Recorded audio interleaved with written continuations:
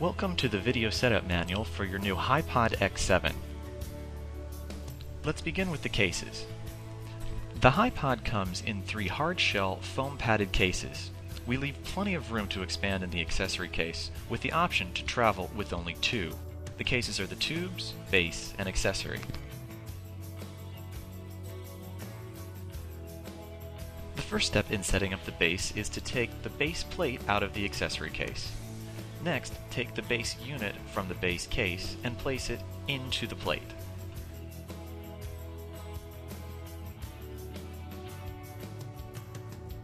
Take the bottom base ratchet and tighten until the base is tightly secured into the base plate. This ratchet is a dual functioning item which can not only tighten but be repositioned by pulling out. Next, you have the option to either extend the legs or insert the HiPod tubes into the base. We're going to start with the tubes. Simply take them out of the case and put them through the hole at the top of the base. In the same manner of the ratchet at the bottom of the base, there is one at the top. This squeezes the tubes so that they can't move. This is valuable when you're elevating the tubes so that the base is gripping onto them and they won't slip out. The same motion is used to tighten.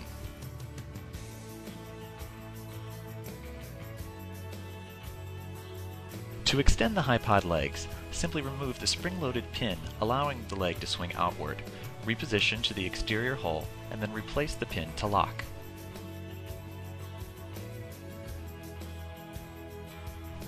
Now, loosen the twist leg lock by turning it in the appropriate direction notated by the arrows. Extend the leg to its full length and tighten. Then adjust the secondary leg lock into place, tightening it using the thumb screw on the side. This provides a second line of protection should the original leg lock slip.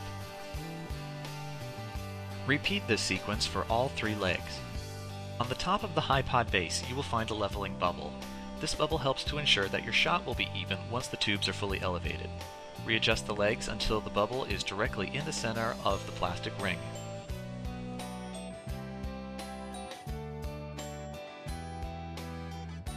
Now it's time to attach the head to the tubes. At the top, you will find a bolt that you can remove. Insert the head into the marked grooves for it to sit, and then reattach the bolt to the tubes, holding the unit in place.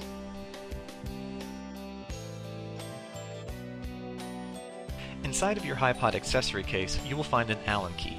Use setting number 6 and tighten the head to the tubes. You will find a second bubble on the HiPod, this time located on the head plate. Adjust the plate until it is even, marked by the bubble, and then tighten the ratchet on the side to hold in place.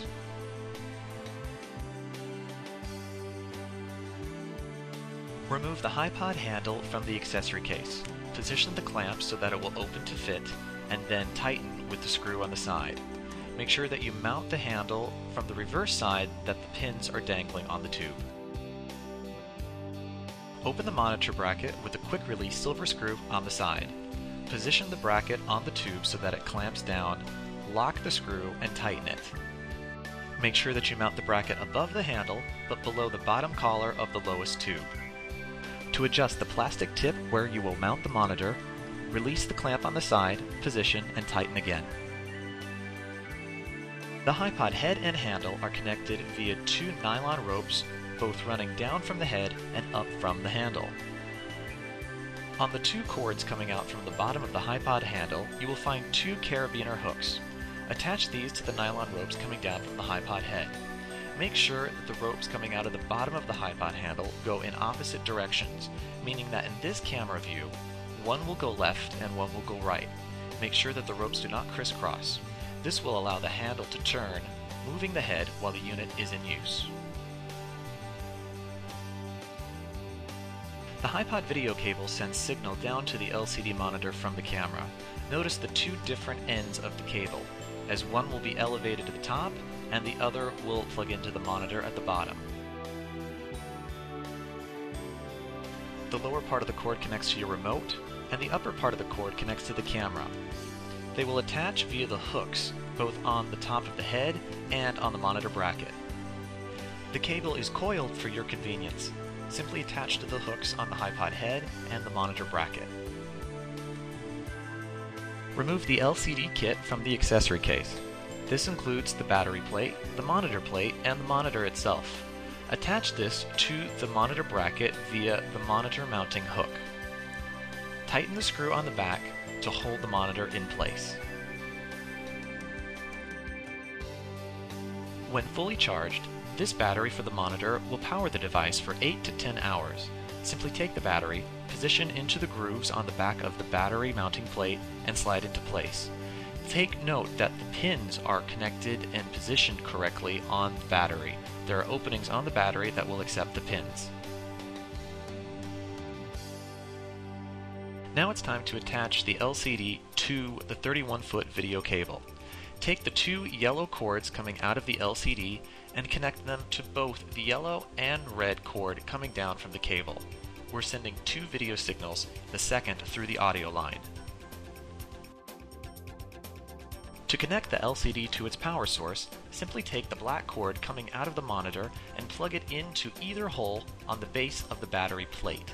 This will allow power to conduct from the battery to the monitor.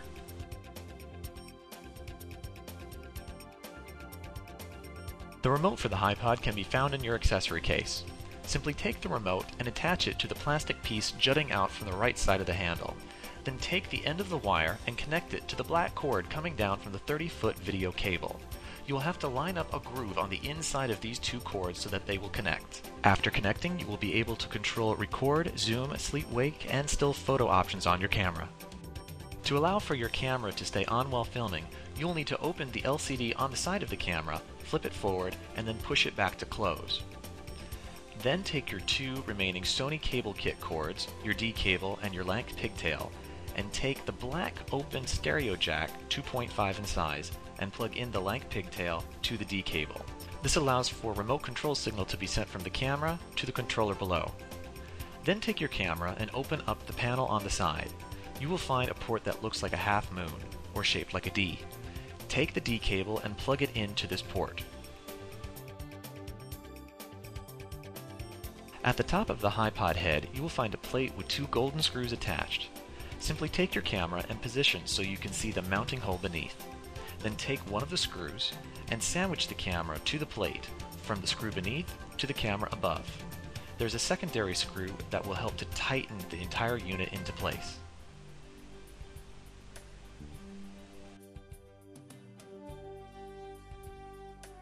Now it's time to connect the D cable and Lank cords to the 31-foot video cable. First, take the 3.5 stereo jack for Lank and connect the two black cords together. Then connect the remaining video cords, yellow to yellow and red to red. The remaining white cord will simply dangle on the side and will remain unused.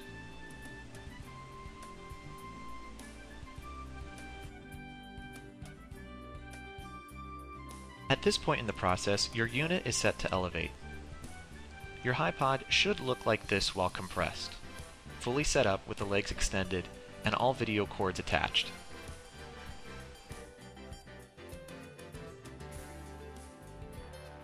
Now it's time to elevate the HiPod tubes. There are 6 stages total, each that secures with a cam lock, opening as such. Once the lock is open, you can push the tube up to your desired height. Make sure that you don't push any further than the white line at the end of each length. Once you've reached the white line, simply close the cam lock and the pole will stay in place.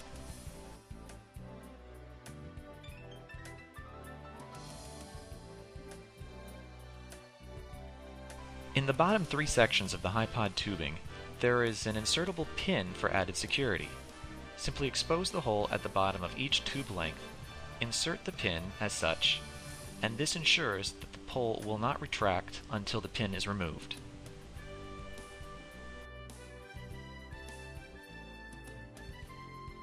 To keep the video cord neat and out of the way of the cords reaching from the HiPod handle up to the HiPod head, we've included a strap of Velcro on each tube length.